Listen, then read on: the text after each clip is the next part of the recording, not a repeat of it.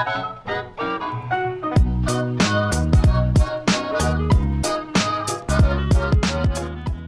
YouTube, my name's Nero, and today we have some Call of Duty Advanced Warfare and some very interesting news revolving around the Xbox One and the PlayStation 4. I've covered a lot of Xbox One and PlayStation 4 stuff here on my channel, but keep in mind these consoles are pretty old now. They've been out for about a year and a half. I think the more accurate date would be like a year and maybe 3 months or so. So it's been a long time since these things have been out. There hasn't been a ton of news revolving around them besides the occasional bundle deal or price drop or things like that. Games coming out for one console that's not coming out for the other one, that kind of stuff. But in general, the news about the consoles has really kind of gone down until recently.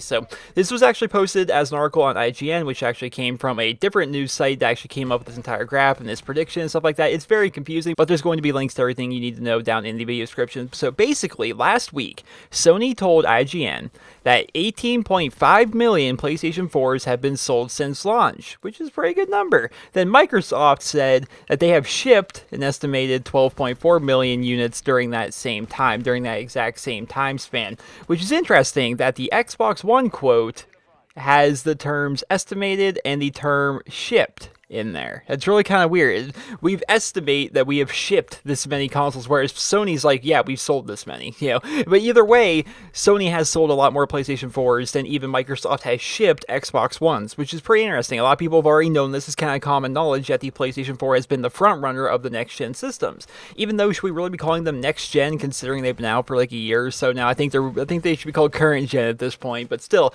they've sold a lot more. I think everybody's kind of understood that. While taking these numbers and running with them, there's a website called Strategy Analytics that has made a graph estimating where the Xbox One and the PlayStation 4 will be in the future in terms of sales. This graph estimates that by the year 2019, keep in mind that's roughly 4 years from now, the PlayStation 4 will have about 80 million units sold, while the Xbox One will have about 57 million units sold. That's a giant gap, which is about 40% more PlayStation 4s are going to be sold than Xbox Ones. That's pretty interesting to hear. That's definitely pretty interesting. 40%. That's a giant number, ladies and gentlemen. That is a ton. You think you hear 80 million versus 57 million, you think of millions, and it's really kind of hard to like comprehend those numbers. But just think about that. Think about the fact that they're estimating anyway, about 23 million more units are actually going to be sold for the PlayStation 4 than the Xbox One by the year 2019. Pretty interesting to hear about that. And why is this? Why is it like this? I made a lot of videos, and I still think this is kind of true, but maybe it isn't 100% true anymore, just given by these numbers.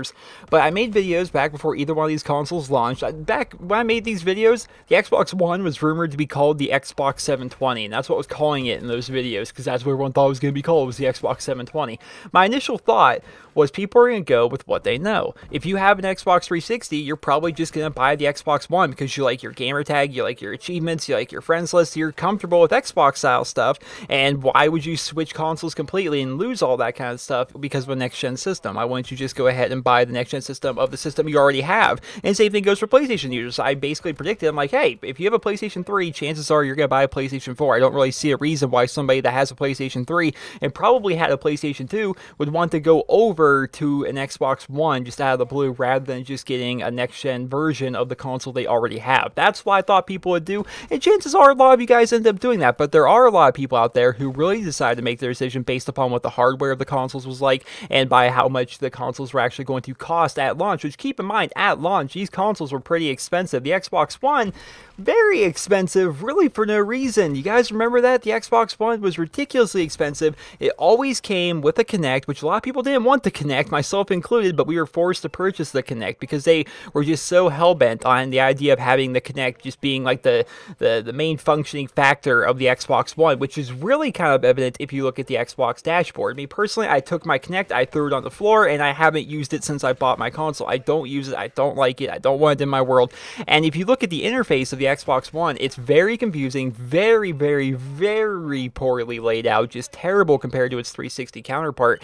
And because of that, I feel as though when Microsoft designed the Xbox One, they're probably thinking to themselves, yeah, people are using their Kinect to navigate all the time. They don't need to know how to actually get there. They just need to say it into the Kinect. Like, have you ever tried to redeem a code on the Xbox One? It's freaking confusing. I have no idea, over a year in here, how to get to my profile profile. I can eventually find it, but I couldn't tell you right now how to get to my profile. It's very confusing. Everything is very poorly laid out. It's very, very bad. And I think that's the big thing. I think that's the biggest thing that held back the Xbox One was the fact that it had like this awful interface, and the fact that it was a lot more expensive than the PlayStation 4 at launch, and the fact that it came bundled with a Kinect that you could not get rid of when a lot of people didn't want that in the first place, right? That's why I feel as though it was like the big contributing factor. But I went online, I did some more research about this. I wanted to see what the prices were like for the Xbox One and the PlayStation 4. Keep in mind, I bought an Xbox One at launch, so I haven't really been keeping up with these prices. So these are all pretty interesting to me because I definitely didn't know these kinds of deals and these kind of bundles were going on. Online, I found pretty consistently that you could find an Xbox One for roughly $350. That's with a bundle pack. Like if you go to Walmart.com and stuff like that, you can usually find a bundle pack. I found one for an Xbox One that does not come with a Kinect that has Assassin's Creed Unity bundled into it, and it's only $350, which is a lot cheaper than what I paid for my Xbox One at launch that didn't come with anything, right?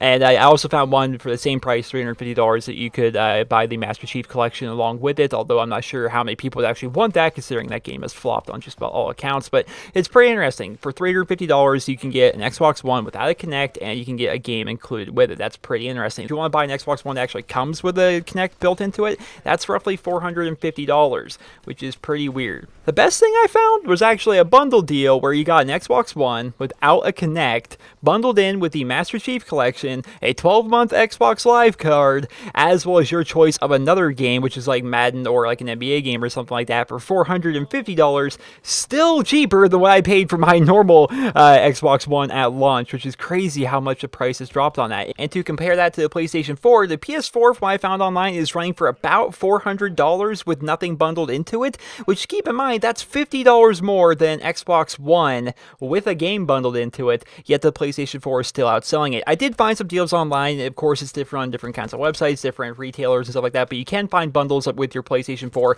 that will come with a game and still stay at that $400 price point. But still, it's very interesting that the console that costs more still is actually selling more. It's quite the contrast to think that the Xbox One, which I'm going to be using dollars here, it's what we use here in America. I don't know how many people are watching this from other countries and have different kinds of currencies, but here in America, the Xbox One was $500 at launch, where the PlayStation 4 was $400 at launch, and they haven't really been dropping that price. They're able to bundle in some things, like occasionally you'll be able to find a PlayStation 4 bundle where you can get your PS4 for $400, the same price it was at launch, but you're going to get a game bundled into that for the same price, really, at no extra cost. It's cool that they're doing that, but the Xbox One has dropped by so much because they finally were able to implement a bundle where you don't have to have your Kinect in there, because that Kinect itself is ridiculous. That Kinect is upping the price of the Xbox One by about $100, which is crazy because not a lot of people like to use their Kinect. Some people do. I understand some people do. Some of you guys out there, I'm sure you guys like Kinect games. Maybe you're a fan of the Kinect in general. Maybe you like the Kinect functionality of your console. Some of my friends, when I'm playing Xbox Live with them,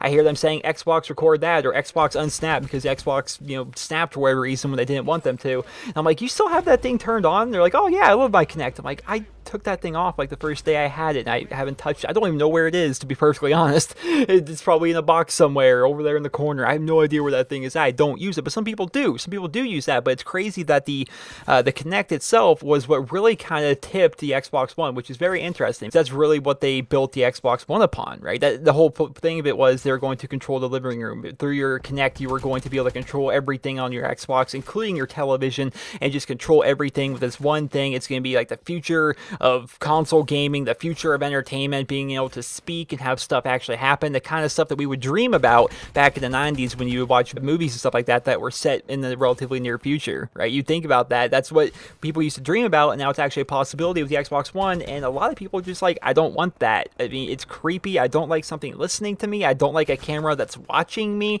They don't like that kind of idea. They're not ready for that. They're not comfortable with it. In the Xbox and Microsoft themselves, they pushed it so hard. They kept pushing it and pushing it and pushing it, and ultimately that is what has put them behind, really far behind, the PlayStation 4, in my opinion. It's really kind of hard to say exactly why it is that the PlayStation 4 continues to outsell the Xbox One, but it is, and that's what I'm talking about in this video, just kind of putting in my 2 cents, saying I feel as though these are the reasons. I feel as though the fact that they pushed so hard with that Kinect, the fact that they changed around the interface a whole lot, and just the fact that the price was kind of outrageous for a while, I think those are the reasons why the Xbox One has actually been put behind the PlayStation 4.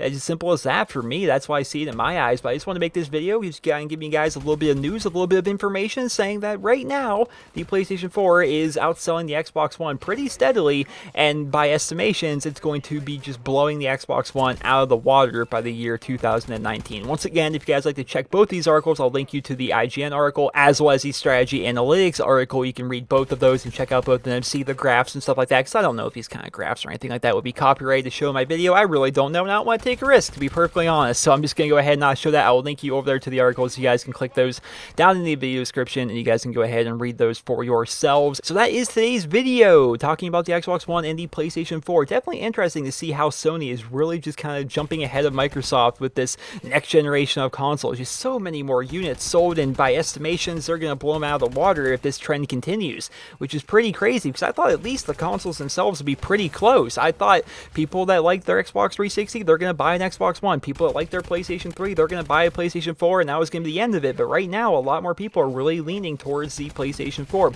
interesting thing I want to close this out on is I know a lot of you guys have a next-gen system, right? Chances are a lot of you guys, if you guys are watching YouTube, chances are you have a very vested interest in gaming. Chances are you're willing to put away a lot of your hard-earned money to be able to buy these new consoles when they come out because you have such an interest in gaming. So chances are a lot of you guys already have a PlayStation 4, you already have an Xbox One. I would definitely be interested to see what console you purchased and why you purchased that console.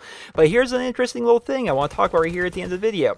I wonder what is going to influence the more casual group of gamers out there, right? Because I have a feeling that a lot of hardcore people already have their console, right? Some people don't understand that it's a very expensive console. A lot of people, transitions don't happen overnight. A lot of people can't afford this stuff right away. I understand that, but I feel also a lot of the hardcore gamers have already purchased a next-gen console by this point. Keep in mind, it's been about a year and a half. It's not like I'm talking about this a month after it's come out. It's been about a year and a half. Chances are most of you have purchased a next-gen console. I know just about everyone I know has already purchased a next-gen console. Most people have that.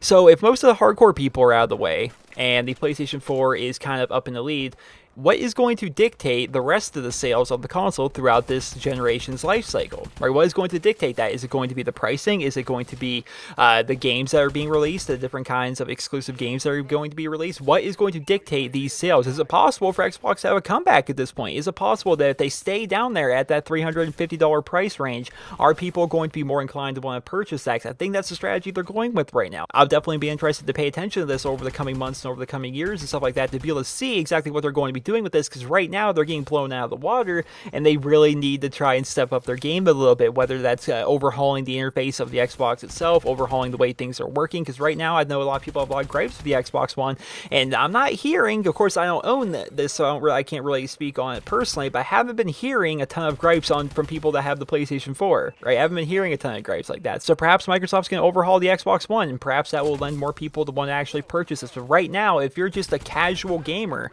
if you see the fact that the Xbox One is cheaper than the PlayStation 4 and it comes with games, I mean, more people might end up buying that. It's interesting. It's definitely interesting to be able to see whether or not people are going to purchase that if they're going to go to the PlayStation 4. But once again, I'll definitely be interested to read in the comment section below what console did you go with and why did you get it. Like, for example, if you could write for me what prior gen console you had, what next gen console you had, and why you decided to purchase that console, I'd be interested. I already told you guys I had an Xbox 360 because my friends had it. That's why I got it initially. That's all my friends had, and I wanted to play with my friends, so I got a 360. Then when the next gen consoles came out, I'm like, well, why would I want to switch up now? I like my account. I like the fact that I've had Xbox Live for like 6 years or so. I love the fact that I have all this gamer score. I just want to stay on this console, so I got an Xbox One. That's why I bought it, because I was familiar with the 360. I was familiar with the Xbox system and the way of things. I didn't want to switch up things. I wanted to, stay that way. So that's the reason why I had a 360. That's the reason I got an Xbox One. And I would definitely be interested to read why you guys got your next-gen consoles and what consoles you guys played on. So let me know about that. I hope you guys all enjoyed this video. And if you did, please be sure to leave a rating. Hope you guys all have a wonderful day.